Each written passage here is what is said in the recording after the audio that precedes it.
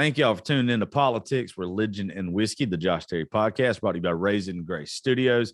Want to give a big shout out to all of our sponsors: Nobles Networking, Gridiron Coffee, Two Pilots Distillery, Derm, Dude, and Diesel Crate. Thank you to our management company, Red Circle, and all the corporate sponsors that are involved with our show that run before, during, and after. Thank you.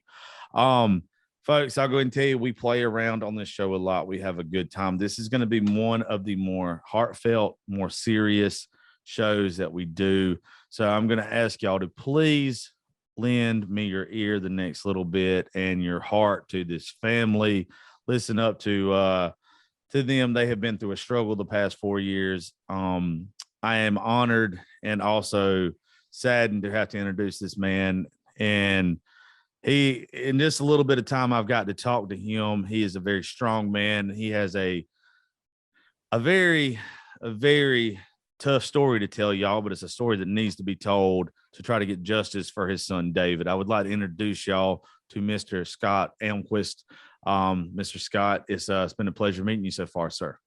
Yeah, thank you so much, Josh. Appreciate your efforts here. Well, story. Well, as soon as your story was shared to me, well, as soon as David and your family's story was shared to me, it hit home with me. The battles with mental health, the everything, just about it, the corruption. It seems like that was involved in his death. Just every bit of it, and then the way that people shared it to me, I just knew that if there was anything that I could do, that I wanted to. And this is, I'm not a detective. I'm not anything that's special. I'm just a guy that knows how to run his mouth. And if I can get y'all's story out there a little bit, then, that's what God's put in my way today. So, first off, I'd like for you to, introduce yourself, tell folks a little bit about you. And then I'd like for, people to know a little bit about David. Tell them about your son. Sure. Well, I'm Scott Elmquist up here in beautiful Cokato, Minnesota. Lived in Minnesota my entire life, raised 4 beautiful children. And the gentleman we're talking about today was Davy Boy Green, is one nickname I had for him after the redheaded Irish boxer. It was really about his red hair. It didn't have much to do with boxing. And it certainly didn't have anything to do with the fact that Sugar Ray Leonard knocked out Davy Boy Green in the 4th round. But he was a wonderful kid. I literally could probably count on one hand how many times we had any issue. And that's being transparent and honest. But David was extremely likable kid. I mean, I don't think there's anybody who met David who didn't like him. He was a redheaded kid, very sensitive. He was artistic. He had a real goofy sense of humor. He was a good ski racer. I think his last 2 years ski racing, he won 7 of the 11 last high school races. He liked to golf with his brothers. He had a special bond, with especially he only had one sister, but they're just very close. And of course, his mother. He had a deep faith in Christ. He wasn't perfect. He had some issues, but he was a wonderful young man, and I miss him dearly. And the injustice that's been perpetrated really upon our family has just been absolutely outrageous. Mr. Scott, after reading what you sent to me and looking up and just finding out some of this stuff, I have just been in awe. And, there's no easy way to rip this Band-Aid off and dive into it. So what I would like to do is just kind of start on that night on February the 9th and just kind of just go ahead and just dive in and let you start by telling the events of that evening. Well, we got a phone call from his former wife, Miss X, that David had started a fire. It was in a very flat, monotone voice, stating that David had started the apartment on fire, that he started himself on fire, and that it didn't look good. which was, the most horrific thing. Now, I should back up a little bit here. 3 weeks before the fire, we had gone to David's apartment. We had noticed, my wife and I, David exhibiting some strange behavior. So we did a drug test. Once we received the autopsy report on that night, he didn't have any whatever alcohol or drugs or anything. Was that ever an issue that y'all had with them before?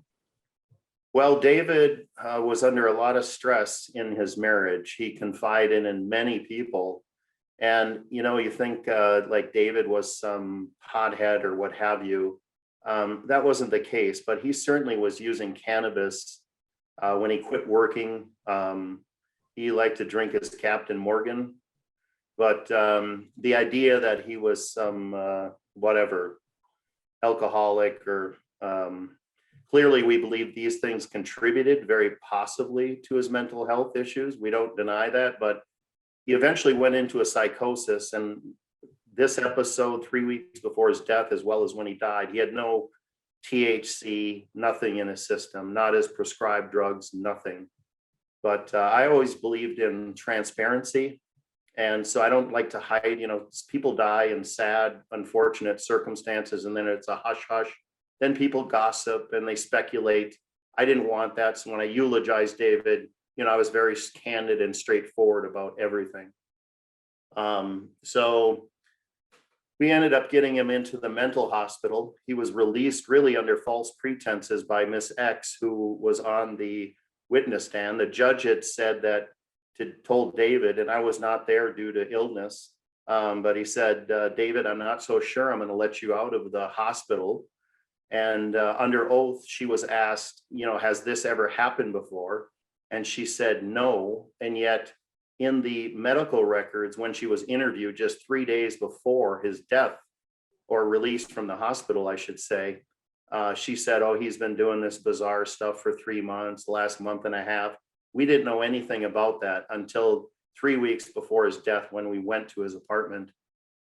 When you say bizarre stuff, do you mind kind of giving us a little insight to what a bizarre occurrence would have been? Well, we had a late Christmas at our house. He was just acting strange. We told him to dress up, so we're going to just take some family pictures, just don't be totally casual. And he ended up just kind of dressed up with his dress shirt, and it just wasn't like David. And then he just acted weird, just strange, whatever, just a strange disposition. I don't know what I can say, but you look at him like, dude, what's going on? Just out of the normal for him. Absolutely. Okay. So we went to his apartment then, and we got him to the hospital. He was there. Miss X under oath got him out of the hospital, and we wanted him out, but we had never heard about this 2-3 month period where he's doing bizarre. It was only at that Christmas party that was later, after the New Year, that we said something's going wrong here. So anyways, he got out of the hospital. It was supposed to be just an acute psychosis that they had expected him to be recover fully from. He went skiing, checked out his buddies, I think the day before he died. And he was very sensitive. The last day on this earth, he came home to talk to me about his wife and his marriage. And he said it was toxic. She manipulated everything. Said he wanted to get a divorce. He asked me, being a sensitive kid, how would this affect you, Dad, at the church? And my wife said, what would happen if you went back and talked to your wife about this, getting a divorce? He said she'd go ballistic. And 8 hours after that, my son is dead, and he's never threatened suicide, even when he was in psychosis. He has never been violent. And so then I get this horrific phone call, and we just go from there. It's just a bizarre thing. Did Mrs. X ever have any, let's say, red flags or warning signs to you guys? Did anything ever seem out of the norm to y'all, or did you just seem like it was a normal married couple having issues? Yeah, and I'm a little reluctant, but I'm going to answer your question. I'm going to give you my opinion on Miss X. I mean, I think if you had a forensic psychiatrist look at her records, she dealt with serious abandonment issues. In fact, I'll tell you one episode that 6 months after their marriage, at my son Seth's wedding, there was a dance hall and then a bar separated between a hallway. And she came barreling around the corner in front of David's aunt and uncle's sister and other friends. And with gritting teeth, as it has been described to me, double pumped, flipped him off like this. And she later denied it. Everybody that saw it was just like, just taken aback, like, what is this about, And at the time, shortly thereafter, they were around the house, and I remember we asked them about it, and she said, I was just putting my hands up like this, saying, "Come on, David, what's going on?" And I remember looking at David, and I could tell he was embarrassed, and I just thought, I'm going to let them work that out on their own, with their marriage. So that's we're a conservative family. My kids might have a beer. There's other things we could talk about, other dynamics about my family, but quite conservative. And to have somebody come into our family and act like that, I mean, yeah, I think she's a sociopath, frankly. But again, I don't care to editorialize too much on her. I would like to have a legitimate investigator look at this, because for me, this is a slam dunk, and the only reason it hasn't been a slam dunk is because the police made just egregious errors that night that David died. Well, let's start navigating towards that way, because that's some of the things that you have mounds of factual evidence on. That is just mind blowing. I guess we've kind of led up to that night now of February the 9th. Can you kind of tell people what happened? Sure. Well, I get this phone call from Miss X, she says, it doesn't look good. We jump in the car. I was up on my laptop. It was like 20 to 12 or something. And I was doing work, and I'm thinking, gee whiz, I got to get to bed here. And I noticed on my phone, which was upstairs, she had called me like a half dozen times. And I thought, I was actually shaking when I picked up the phone, because I thought she's going to bawl me out because David wants a divorce. And, I figure she's mad as hell. And so then she was calling my wife, who just by chance happened to have her phone in the bedroom. So all of a sudden I see my wife walking down the hallway, without her glasses on, trying to get to her phone. And then she called back on my line. So I picked it up. She told me this, hey, David lit himself on fire. And I'm like, what? What are you talking about? That doesn't look good. So there I am. We jump in our car. We got to drive about 45, 50 minutes to Minneapolis to the burn unit. And she calls us on the way there, again, in a very flat monotone. I spoke to the surgeons. There's nothing they can do. They give them a 1% chance to survive. So then we proceeded from Waverly, Minnesota. My wife had to drive because I was inconsolable. And we went there and saw Davy Boy on a ventilator, burned, recognizable, but essentially, what do you want to say? Half mummified, if you will. And anyways, it was horrific. So I asked Miss X, I said, what happened? Tell me what happened. So let me gather my thoughts here briefly. She said, he poured some kind of oil over his head.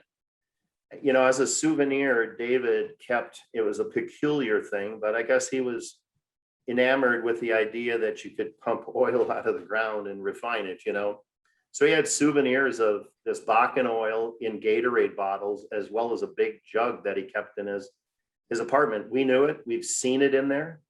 But then she says, yeah, it was some kind of oil. And I said, well, was it that Bakken oil? And then she looked up to me, and the way I would describe it was fake, bad acting. Like, yeah, that's what it was. Like, she's surprised. And then again, I'm thinking there's something seriously wrong here. My son wants to, he was going to divorce her, move home the next day. And all of a sudden he's pouring Bakken oil on himself, lighting himself on fire. And she pretends like she doesn't know what it's about. So that was one thing. But again, I couldn't wrap my brain around. I knew there was something wrong, but I just couldn't go there.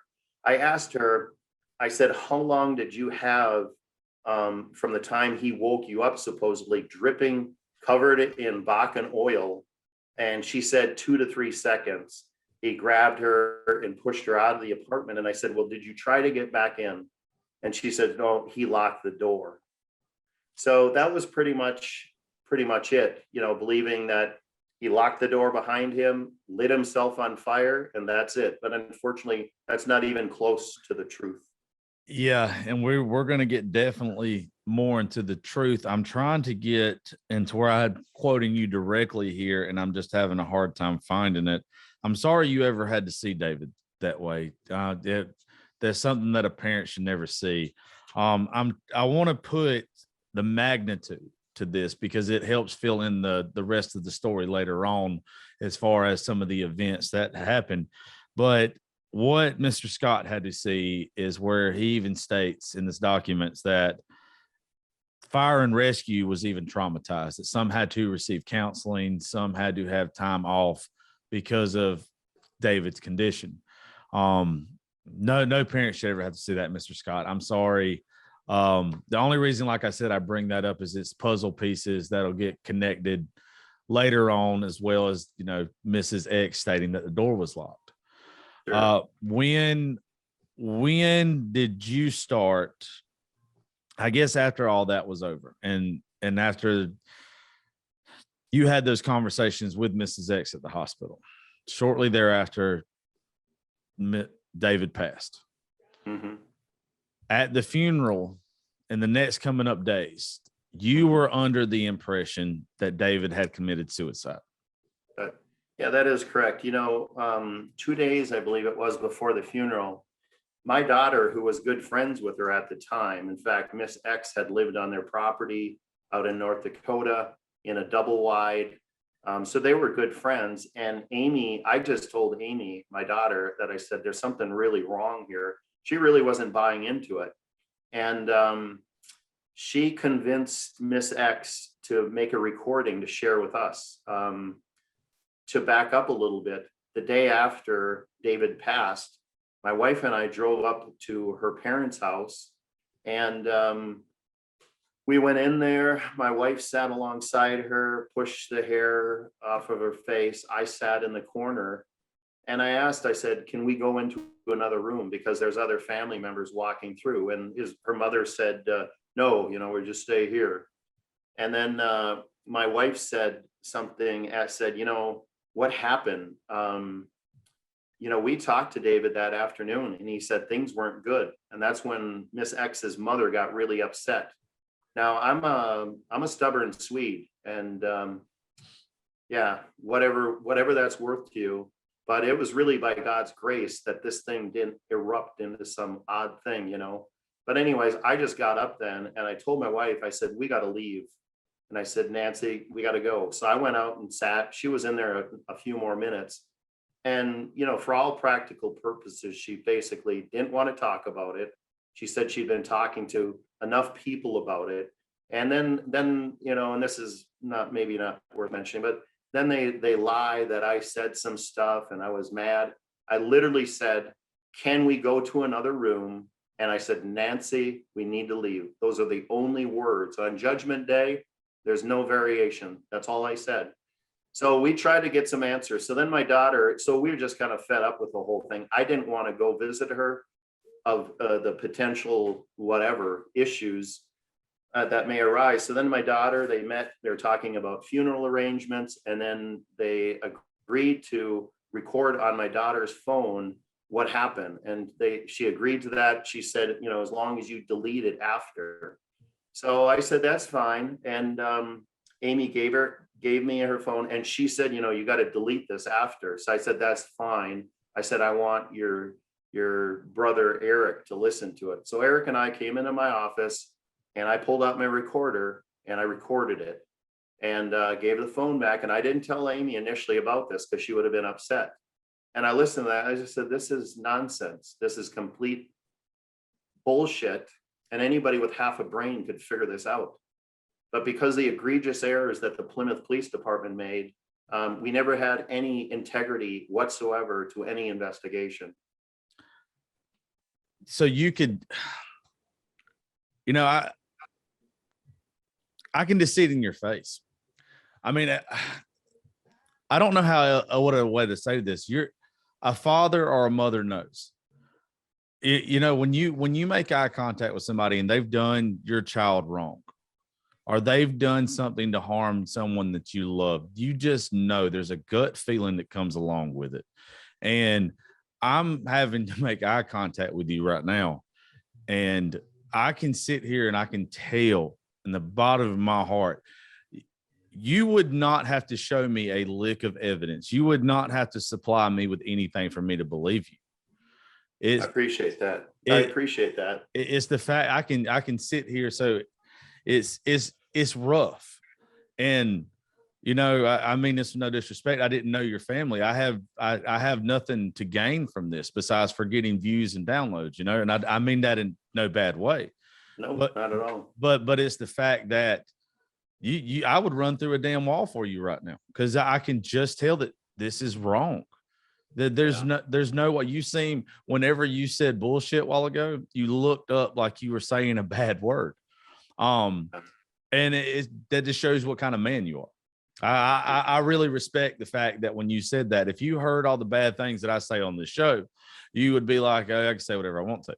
But the fact that you can tell that you have an amazing heart, and the fact that you're fighting this way for your son to have justice, it gives me chills sitting here, and the strength that God has given you to sit here and fight for your son. And I'm just in awe of you, Mr. Scott. Now after that, as I was reading through this, I really wish I would have stayed in line with it and not got off topic. But you spoke at the funeral, and I guess up to the funeral, you still, even though some of these things have happened, I guess you still kind of had to fake it as for other people that you still thought it was a suicide though, right? Yeah, well, so Miss X tells me at the hospital that, oh, no, I couldn't get back in. He locked the door. The next day, and my son-in-law and daughter will swear under oath. She said the same thing. Oh, no, he locked the door behind him. But here's the real clincher. So on a Monday, David, this is a Thursday night. He died then Friday morning, 2:00. They took him off the ventilator, 2:45 or something like that. But anyway, so then it's Friday. We're completely just devastated. You can't imagine the level of grief. So I call the Plymouth lead investigator, Heath Bird, and I talked to him on the phone. And I told him, I said, listen, Heath, David wanted a divorce. He was going to move home. And he said, he pushed her out and locked the door. So for me, I couldn't comprehend why she couldn't call 911 if he was acting crazy or what have you. So I'm thinking, and there are statutes relating to a vulnerable person for manslaughter, and I won't get into all those details, but I believe if you had a reasonable prosecutor with any integrity whatsoever, she would have been prosecuted on that. That's a slam dunk. Now the question you can get into, who started the fire? And I also think that if I could present the material to a grand jury, that's without subpoena power, just what I've gathered through my own private investigation, I think she'd be indicted. But that's just my opinion. And that's why we want the truth. We want a legitimate prosecutor that, is a zealot for justice, not covering the police behinds. Let's get into some of that evidence. Because that's what you're trying to do, is you're trying to get a third party. You're trying to get someone to come in that's not part of the county police department there, correct? Yeah, and let me finish, go back to Bird. Okay. So Bird tells me, oh, he locked the door. And then I said, well, how did they get the door open? And he says, I don't have the file in front of me, But, and I said, well, did they kick the door open? He says, I'm not sure. But I do know they propped the door open. So one of the first things I looked for was when I received the first photos was from the state fire marshal, Casey Stotts. And in those pictures right away, I said, I want to see the door. You know, how did they get in there? And then we later found out from the state fire marshal when he interviewed the maintenance worker, which was probably in July or August. I believe it was August, and this is before I spoke to the number 2 man down at Hennepin County Attorney's Office, which is Alan J. Harris, who is a big shooter, arguably one of the best legal minds in Minnesota, I've been told. But anyways, so he continues this idea that David locked the door, which would be a slam dunk for suicide. You know, if he did that, and it's just, but I'm still I knew there was something wrong. You know, what would motivate a father to order the autopsy photos to say, I got to see this? All right. And sure enough, we find what I believe is definitive forensic evidence that puts David, you know, what happened during the fire, his position, where he was standing, all of this, which tells you the statistical probability of him starting the fire in that position is next to none. And that's the projected area, right? What's that? The projected area. The projected area of the fire? Yeah, well, I hold on, let me make sure I'm doing this right. That's right. Yeah, so that's where you're talking about, is where you've got so much right here. I'm trying not to screw this up. That's all right. I want to. No, that's all right. You know, I want to make sure I'm not going to mess this up. Sure. You've got these 4 big pieces of evidence here: the door being locked, the lighter, the knife, and then the projected area. So protected. I thought you were saying projected. I'm sorry. I'm protected. You got that southern twang. My bad. To yourself. My bad. Yeah, my bad. I'm sorry. Yeah, start with that, I guess.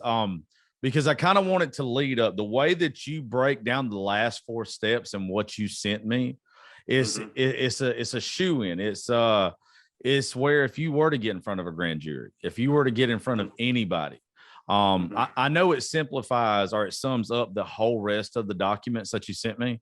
But I think that's just it just puts everything in a nutshell for you. Sure. Well, I think it's important for the listeners to understand the condition of David when he is in psychosis. Yes. So I do mention this in the information I gave to you, but going back then to the night we brought him to the hospital 3 weeks before his death, David ended up, because we did a drug test, he stripped naked in front of us in his kitchen. And I'm just telling my wife, go with it. You know, we want to de-escalate. Things just went from bad to worse. And before long, David is literally down on his hands and knees, praying. And his wife kneels before him and begins to aggressively slap him across his face. And I just use the phrase aggressively slap. My wife screamed, what are you doing? And she said, well, it's worked before. So, keep in context, here is a 6'2", 190-pound former oil worker on his hands and knees. And she's essentially has an open fist, open hand smacking him. She uses the word smack, which is in a recording. She would smack him. So keep in mind, David is completely defenseless. He doesn't know what's going on. And he takes 3 good slaps, or her terminology, smacks, to the face, and he does nothing. So that's important for your listeners to understand when you talk about the protected area. By all indications, David was positioned over the sink, and that's the only place in this very small radius of where the fire happened. And we had our independent fire experts say, this is where he was the item that was in fire in this area. So it's a very small area. So you ask yourself, how does a guy randomly pour Bakken oil over the top of his head? He gets burns on over 90% of his body, but then miraculously, there's a protected area on his wrists. And if you look at where it's at, there's an inconsistent spill pattern, which appears there's something obstructing it on the edge of the sink. And then you have this oil running down directly below the sink. And the fire was right there to the right of that by the dishwasher. And David is burned more severely on his right side, under his right arm, and it's very distinct horizontal line. Again, anybody, I think any person, you don't have to be a forensic pathologist or scientist or what have you to say the only explanation, he was in this position. So I don't know how you ignite yourself and pour oil on yourself, first of all, get no oil there, and then light yourself on fire, and then they never found the lighter. You explain it better than me reading it. When I was reading it earlier, I had read it as if his hands were almost bound, as if they were duct taped together. No. Okay. No, he was just positioned in a bent over in a posture. And we will have information on David's webpage that you can look. We just did that filming today, so people can check it out. They can look at the pictures and see for themselves. You please tell them the name of the webpage and when it will be available. Sure, it is available right now. It is truthfordavid.com. And you can sign a petition. We already have like 24,000 people that have signed it. And I would like 100,000, and we may have a sing-along down at the governor's mansion, whatever it takes, because these folks need to be held accountable, not just the police, but Hennepin County's attorney's office, which I can expound upon, but has historically, in my opinion, is a corrupt institution. By the time they get done hearing the rest of this, they're going to agree with you. We're going to make sure you get that 100,000 on the petition. There you go.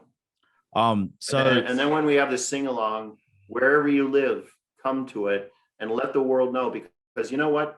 Forget about Scott Elmquist. Forget about our family. As a society, if we tolerate this nonsense from our prosecutors and from our police officers, and let me say this, these folks with this blue wall of silence, they are literally jeopardizing the life of the honest, God-fearing, hardworking police officers that are out there risking their lives to maintain some order in our society. So if you are a dedicated police officer, forget the blue wall of silence. It's the blue wall of bullshit, and it's time it ends. Yeah, we have a lot of police officers on this show, and I'll tell you one thing: there's no one who dislikes dishonest police officers more than good-hearted, good police officers. There you go. So, the next bit of evidence you have, you want to go with it? Sure. Well, I think going back to just to finalize it, and go ahead. Listeners to appreciate. So we visit 3 days after Mr. Bird, the lead investigator, tells me on that Monday, oh, the door was locked. Then we went down and met with another, senior Hennepin County attorney, Tara Ferguson Lopez. I have no problem naming names because I will swear under oath everything I say, and also have recordings supporting a lot of the information that I'm sharing with you.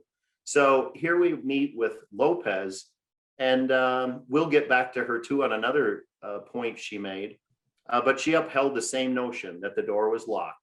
But then a couple of months after, so this is June, this is 4 months after David's death, we meet with her, oh yeah, the door is locked. Then comes August, and the fire marshal interviews the maintenance worker. He says, hey, I don't have keys to the apartment, and I just walked right in. It was never locked. So stay with me now.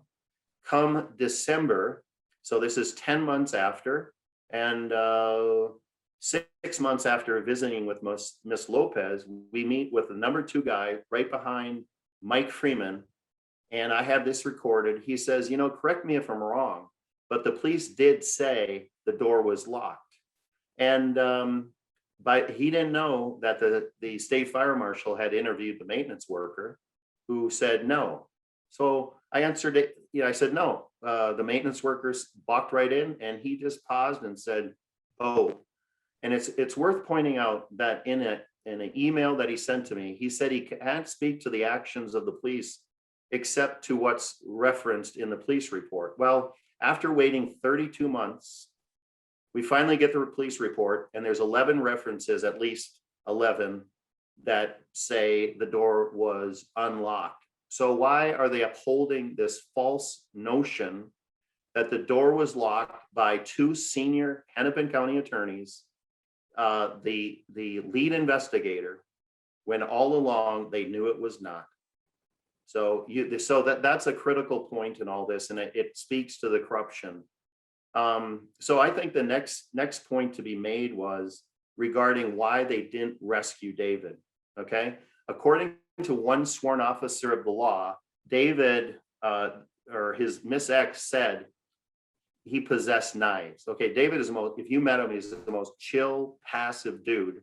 So they refused to allow the fire and rescue people to go in there because she scared him, thinking he's a crazy man. He just got out of the mental hospital. He'll attack you. So follow this now and think about this. Here comes the police. They put a bunker in the door. They have two police officers on each side of the door. They set up a command center across the hallway, and they refuse to allow over a dozen fire and rescue people to go in there. And so David's there. From the time the 911 call came in, it was 38 minutes, and then they shoot out the windows. And all of a sudden, David comes stumbling out of there, flesh falling off his body, scraped against the walls, collapses, and they panic. They say, "What have we done?" And then all of a sudden, they start with this bullshit narrative from what they told the media. The chief of police told the Associated Press that the firefighters rescued the man, which is absolutely false. It's just the opposite. It blows my mind when I saw the 38 minutes in the first place. Like, that was just insane. But please explain to everybody why it took the 38 minutes. I know that it was about the knife, but tell them why they knew about, or why the knives even came into play. Well, it came into play because of what Miss X said, scaring them. So they thought, here's a crazy guy that's going to attack them. But what's interesting is when they realized their horrific mistake, and as you mentioned earlier, the fire and rescue people, according to one employee of the Plymouth Fire Department, we wanted to go get this, all right? My daughter said, let's go to have closure for our family. Let's go meet with the Plymouth Fire Department and thank them for rescuing David, all right? And this gentleman tells me, oh, no, they don't want to talk about this. Some of them, they had to take time off from work. Some even had to go for counseling. So that's where I learned that information. At that point in time, we're going there saying, hey, thanks, this is terrible. We accepted their nonsense, their lies, all because they made a terrible mistake. So how did this thing blow up? And it's irrefutable evidence. So there's no if and when on this. There's a pristine knife put down by a chair where David had sat at least part of this time when he was in this smoke-filled apartment, burned, on 95% of his body. His eyes lids were inverted. He couldn't see. Inhalation burns inside his mouth, all around his mouth. It's horrific. And they started this false narrative. And so they plant a knife to make it look like it. Well, then there's a problem. There's a problem because I consult a forensic scientist and says, dude, there's no way this could have happened. And then they go into a defensive mode, just more and more nonsense that they put out. For example, on the night of the fire, they told the state fire marshal that there was a brief standoff with a man. I can assure you that David was no threat to anybody. He couldn't have ever touched that knife, and he certainly could have never attacked anyone. It was miraculous that he even got out of the apartment. But get this, it goes much further. In their report, they say David came out and said, I could use a drink of water. Again, get any forensic pathologist, and they're going to say, that's bullshit. Now, let me finish here. Okay. So they come out, and then they also said they commanded, once we got the police report, for David to crawl to his left. which if you saw a mummified human being, the last thing you're going to do is say, hey, crawl. Then get this. In the fire department report, they said that the Plymouth police checked the individual for weapons.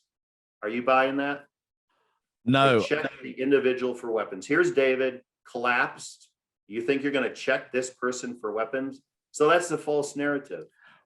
Well, what it just says kind of contradicts themselves too, doesn't it? It's where if they said, and by the way, what I said earlier obviously was wrong. I must have misread something to where they said they went to counseling and everything. I'm sorry if I messed that up earlier. Oh yeah. No, the fire and rescue people, according to them, some had to take time off from work based on what they saw. Well, isn't that contradicting themselves that if they said at some point in time that they had to go to counseling because of his condition, but also that he was threatening with a knife?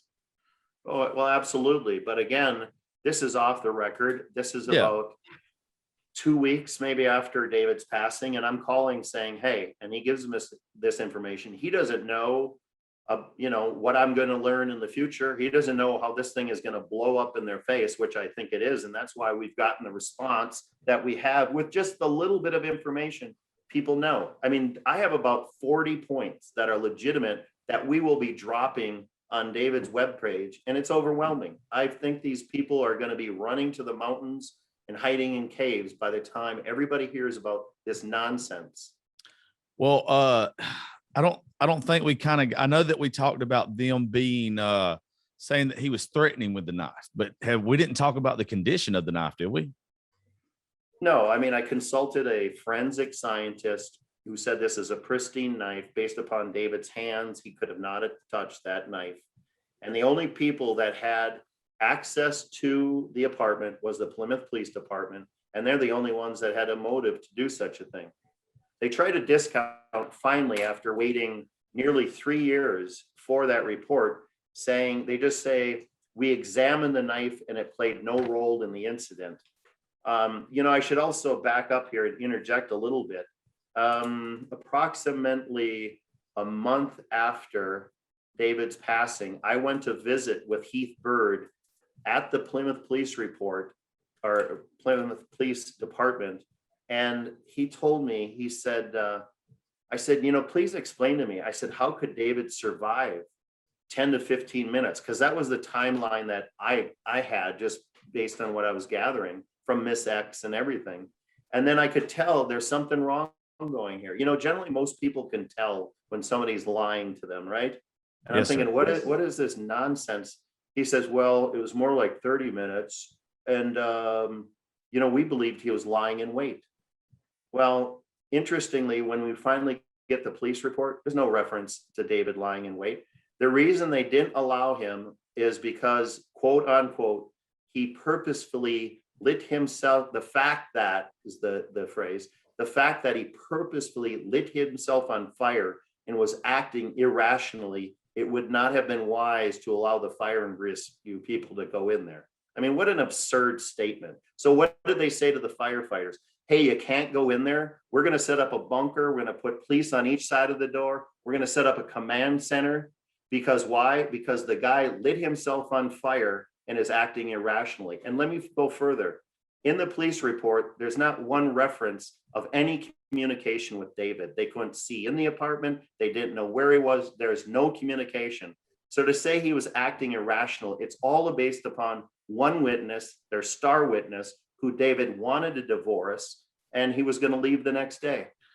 Okay, I've got a question, and this backs it up. This backs it up to the very beginning of that night. Yeah. Okay, so when Mrs. X leaves the apartment and she states that she's kicked out of the apartment and the apartment is locked. I read where she had enough time when she is being thrown out of the apartment that she had enough time to grab the keys, her cell phone, and the dog, correct? Exactly. Okay. Here's where, and you do not have to answer this because I did not ask this before. And this might be me being a conspiracy theory person. Okay. Yeah. In any type of way, does she have any connection with that police department in any father, brother, cousin, any relation with anything like that? No, the only thing I've noticed, and again, I'm sure your listeners are appreciating, I've studied pretty much everything I can, every nook and cranny. The only thing I saw is the police chief, they both graduated. I don't know if she ever graduated. She was actually she was working on a master's degree in psychology, if you can imagine that. And they both have the same alma mater, but that wouldn't play any role. No, so she never had any direct thing with the Plymouth Police. Like I said, that was just somebody going down a rabbit hole there, me Sure. just trying to see if there's something there that's not. It just seems like, it almost seems like someone's covering me not knowing anything besides the information that you had sent me. And you really, I think what you send almost does, you leave her out of a whole lot of things. Like like you have not mentioned her a lot, to where it almost seems in me, from my point of view, she seems extremely sketchy in all of this. And you don't try to make her out to look sketchy, is what I'm trying to say. You just state the facts. You don't try to make her look bad. You just state what you know. And it's just, she just looks like, she just doesn't look well in all of this, I guess is what I'm trying to point out. And you always want to, anybody that watches these unsolved things or stuff like this, it always ends up being something like that, unfortunately. Yeah, I mean, I'm not, as a Christian, I'm not going to, there's maybe one individual I would like to raise money for charity and have a bare fist boxing match with. And I wouldn't mind doing that. I might even still make that proposition. Yes, sir. But other than that, sin, I don't want to live my life with bitterness. Okay. And these folks, what I'm looking for is they need to be held accountable. Okay. According to the scriptures, they're my neighbors. So I don't think we should go out and, harass them at their house. But on a legal standpoint, each and every one of these people, in my opinion, if they want to embrace dereliction of duty, that's fine. I think the evidence says, frankly, a conspiracy. And I'm not into conspiracy theories, okay? I may be a conservative, but I haven't been embracing a lot of the conspiracy theories that are going around. But that's just my opinion. So, hey, I promise you, there's too many. There's way too many for any of us. I'm a middle of the road. I'm a Christian. We talked about that a little bit beforehand, but I lean a lot of conservative views. But we that's not what this is about. But the only reason why I was asking that is, I found it funny that just, it seems like this entire time, from the second that she walks out the door, that it just seems like the police and the fire department took her word as gospel the second that they walk out, that they just kind of just went with her. Yeah, and absolutely. But if you understand it, think about it. They planted a knife. So they are all in. Essentially, they are aiding. And if Miss X is guilty, yeah, okay, even if it's not calling 911, okay, under a vulnerable adult in Minnesota, they effectively aided and abetted her by planting a knife. So keep in mind, once they did that, and I had pictures of that and evidence of that, there's no turning back. And that's why they're pushing back.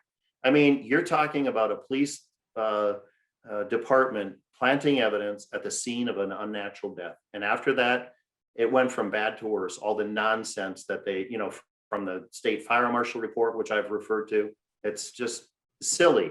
I mean, these people are intelligent, but they have little to no wisdom. Well, there's one of the other things that we haven't even brought up yet is the lighter. Sure. Would you like to tell them about the lighter? Sure. Well, Miss X talks, I mean, it's absurd if you think about it. She said on 2 separate occasions, David had poured oil over the top of his head. So if you understand, with unrefined Bakken oil, it would have been in his eyes, it would have been on his hands, but somehow he's pouring this, and then he has this lighter in his hand. He has the stove on, supposedly, with glowing the glowing burners. It's an electric stove, and he's got this lighter. She wrestles with him. Now, David's 6'2", 190 pounds. She's a petite, 5 foot tall. She wrestles with him, gets the lighter from him, but then he gets it back. She gets oil on her. She goes into the bathroom, and she said on the first interview with the lead investigator, which was a day after I met with him, when he said David was lying in wait. I'm losing my train of thought. It's been a long day. You're fine, sir. She said she went there because she said, if he lights this, I'm going to go up in flames too. So she goes into the bathroom. Now, picture this. This is not a plausible statement. Who's going to believe this? So her husband is standing there pouring oil over his head. She goes to wash up, comes back again, wrestles with him, gets the lighter out of his hands again, and then supposedly pushes her out of the apartment. So that's a different version than what she told me at the hospital. I said, how long did you have? And she said, 2 seconds, 3 seconds. And now all of a sudden she says in another recording, she had, it was 11:45 or 10 to 11. The fire alarms or the 911 call came in at 11:50 on that evening. So the missing lighter, they never found the lighter. Again, as I said, and people will be able to see, the fire was very small. They could never find it. She said the 3 law enforcement agencies couldn't find it. The state fire marshal couldn't find it. But then miraculously, without skipping a beat, when she is interviewed by the state fire marshal, she says without hesitating, oh yeah, my mom found that. It was lying over by the kitchen table on the floor. Well, we have pictures. There's nothing. It's not much clutter. And it would seem to me that if you had 3 separate law enforcement agencies combing through that, they would have spotted it. But they didn't. Could they? Statistically, yes. But it's just one of many, like the lawyers say, it's the totality of the evidence. So they never find it. And it's worth pointing out that the state fire marshal knew this, but he never references anything about a missing lighter in any of his reports. Instead, he concluded, working with the police department, that David then pushed her out of the apartment, wicked a towel with Bakken oil and threw it on the stove. And that's how the fire started. Now, my independent fire investigator looked at this and said, none of this is consistent with any basic standards of the National Fire Association or whatever it is. And he said his thesis or hypothesis is tenuous at best. So it's complete rubbish. And in my opinion, he's complicit in this whole bullshit because they didn't want any loose ends. Hey, forget that. We can't find the lighter. So now all of a sudden, we're going to say the fire started over the stove with a smoldering. When they arrived, there was a smoldering towel on the stove. Clearly, if that was the ignition source, that would have been disintegrated. So the missing lighter, never found the lighter, unless, of course, you believe Miss X that her mother found it a week after. Miss X, after the fire, never returned to the apartment, according to her testimony. Well, two questions. First one, David supposedly pushed Mrs. X out of the apartment. Mm-hmm. Correct? Yep. When he's pushing her out of the apartment, how did she grab the dog with the cell phone and the keys? Does she make a statement about that? No. Tell me. If he is 6'2" and she is 5 foot tall, and he is aggressively pushing her out, and she had what has told you, or the statement she has made, that she's had 2 to 3 seconds to get out of the apartment, how does she have time to grab cell phone, keys, and a dog? You tell me. Like I said, it's one of, as far as Miss X concerns, it's probably 20 things that's piled up against her that is complete nonsense. Okay. Second one that I don't understand. The maintenance man is the person who comes into the unlocked apartment, correct? Correct. That puts the fire extinguisher out on David, correct? That's right. Yeah. Okay. Was there a towel on the stove at the time burning? If there was a towel on the stove burning at the time, did the maintenance man put that out as well? What has he Um, made? Has he made a statement that saying that he put a towel out on the stove when he came in? Because that would have been on fire too when he came in, right? no, it was only smoldering, and it It was was on smoldering smoldering. Okay. even when the police arrived. They apparently used some device that they could reach in, and they pulled this off the stove, which is like, I mean, seriously, I mean, Yeah. So this there's is no like way. comical. Yeah. Yeah, So there's it's BS. absolutely. So there's absolutely no way. Yeah, and let me say this too. The maintenance worker who I also interviewed has a serious drinking problem. I was told that by the state fire marshal, and if we got him on the stand, you know, he's got his issues. Nothing against him. I'm glad he went in there, put out the fire. He shot David with a fire extinguisher, and the way he describes it, David had fire extinguisher dust on his body, which perfectly lines up with what he said. So, you know, as a witness, you could certainly undermine him, but it is confirmed by the autopsy that he hit him with the fire extinguisher. It's irrefutable. So, but go back here. And again, this is a complex story. Okay. But they, in the state fire marshal, when the three agencies responded and reported to the state fire marshal, they note that the maintenance worker put out the fire, but they say no one saw the man, which is, so they know that he put out the fire, but they don't know that they saw him and shot him with the fire extinguisher. So I don't know how that could happen in any legitimate investigation. So it's all a false narrative. It's all a cover up. There's no if and when. That's why I'm anxious to have the world hear this story, because all of these folks need to be held accountable, from Hennepin County to the crime lab to Plymouth Police Department. Okay. What I'm doing right now, if you see me writing down, is complex. One thing I'm trying to do is I'm trying to simplify. I'm trying to make a timeline that makes sense. Okay. That's right. Yeah. So I want you to help me here, because I want it to be common sense, or I want it to make sense to somebody. So Sure. the fight occurs between Mrs. X and David. Mhm. Okay. Then there's oil poured. Then there's okay. Then David supposedly pushes Mrs. X out of the apartment. That's right. Okay. Then he sets himself on fire, allegedly. Yep. Okay. Then the worker comes in, puts him out. Yep. Okay. After that, the worker, what is the time gap between the worker coming out and the police arriving? Is that the 38 minutes? Not at all. No. Okay. What is that? What is that time gap? We have every reason to believe that the fire was started before she exited. I won't get into that evidence now because it's complex. Okay, that's fine. The timeline is this guy lived in the same apartment down, I believe, on the first floor. He was up there within probably 2 minutes from the time the fire alarms went off. Okay. And then the police literally arrived within a minute. So that's the timeline. So then you have police officers there. They touch the doorknob to see if it's hot, was one comment. And then eventually they prop open the door. And then you're probably talking 10 minutes, 12 minutes from the time the first 911 call came in.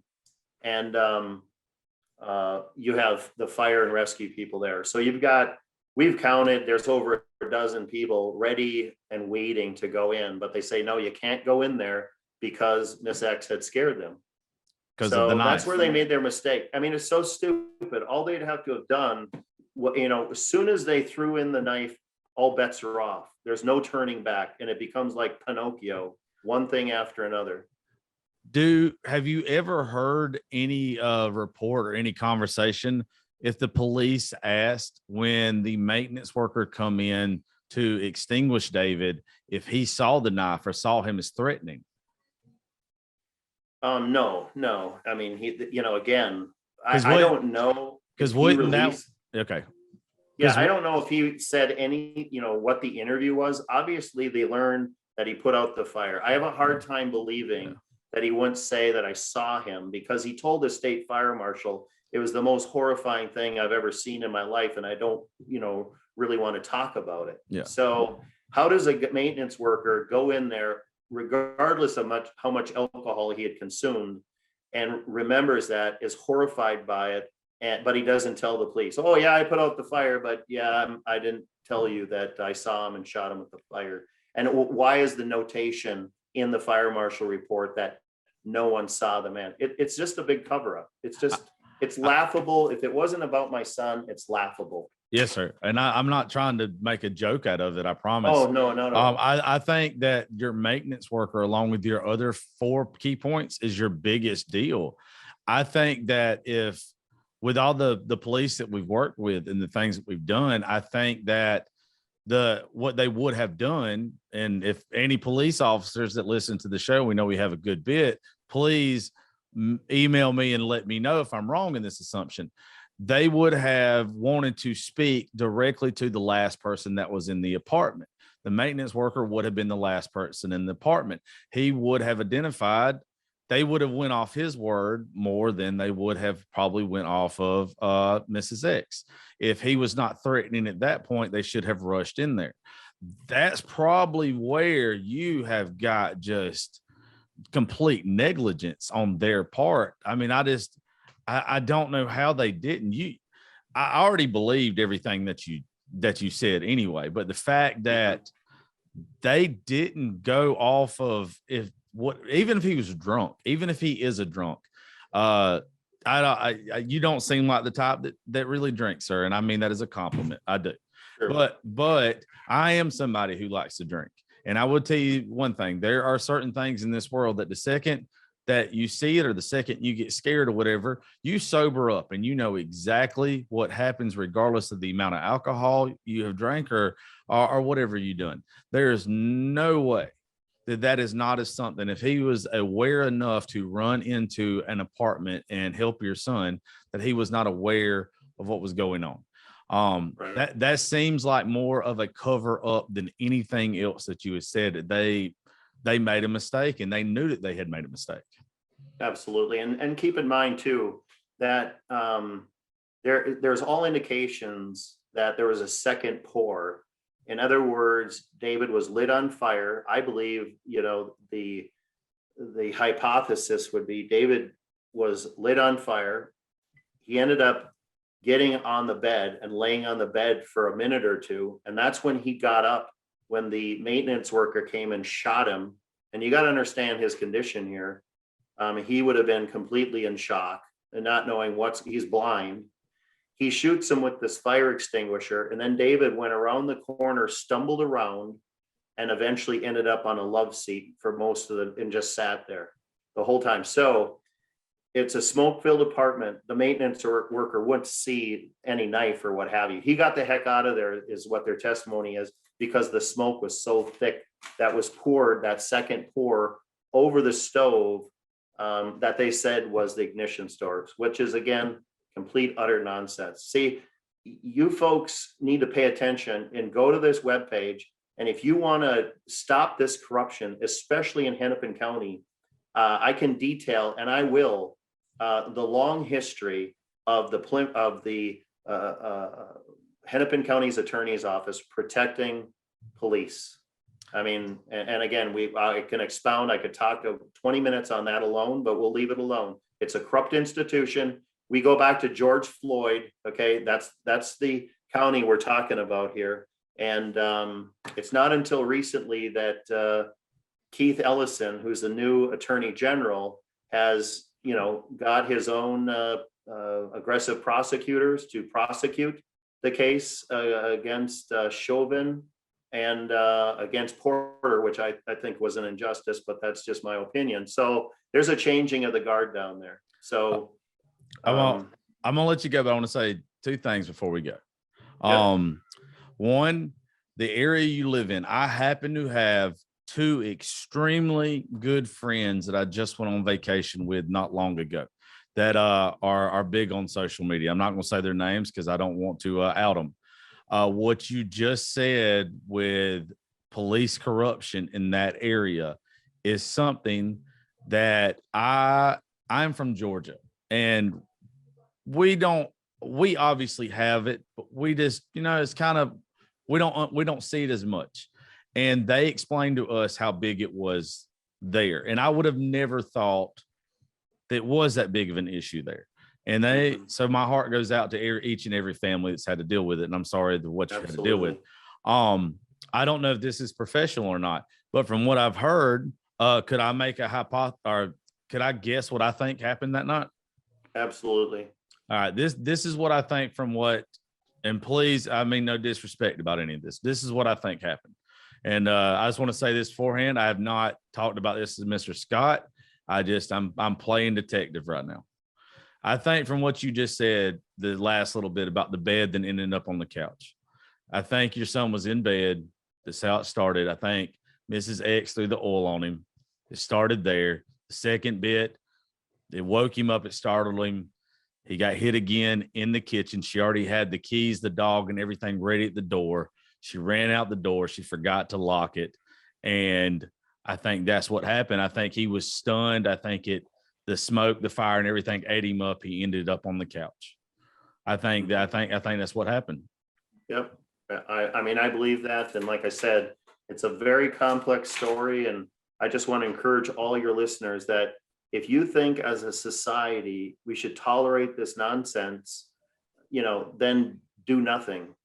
But if you think we should stand up and make a change, then sign a petition and support our family in this endeavor, because you're not just supporting us, you're supporting society, and you're supporting all the honest, hardworking police officers that risk their lives every day. Yes, sir. Mr. Scott, tell them one more time that website so they can go see all this. Sure. truthfordavid.com. Watch it closely. We'll be dropping more and more information. We've had in less than a week, actually it's a week today, 7 days. We have probably now, as we're speaking, 24,000 petition signers. And we want Governor Walz to appoint a special prosecutor and to hear our concerns and hold these people accountable. And I'm talking about, there's prosecutorial misconduct here as far as Hennepin County goes. And it goes deep. State Fire Marshal, I don't know how the State Fire Marshal, who is a certified fire inspector, can conclude that it was cooking oil. That's what they put in their official report. It's all scientifically, whatever the phrasing is, it was scientific. It was cooking oil report. They didn't do any tests on the oil. They didn't want to know what it was, everything. The whole thing goes from bad to worse, but things like this happen to hold these folks accountable, because they've just gone on with this nonsense too long. Well, Mr. Scott, I just want you to know your family and David are in our prayers here, and God bless y'all. And thank you for doing my show, sir. Thank you, sir. God bless you, and sign the petition. Yes, sir. And thank each and every one of y'all for listening to Politics, Religion, and Whiskey. Please, y'all go sign the petition and be the change.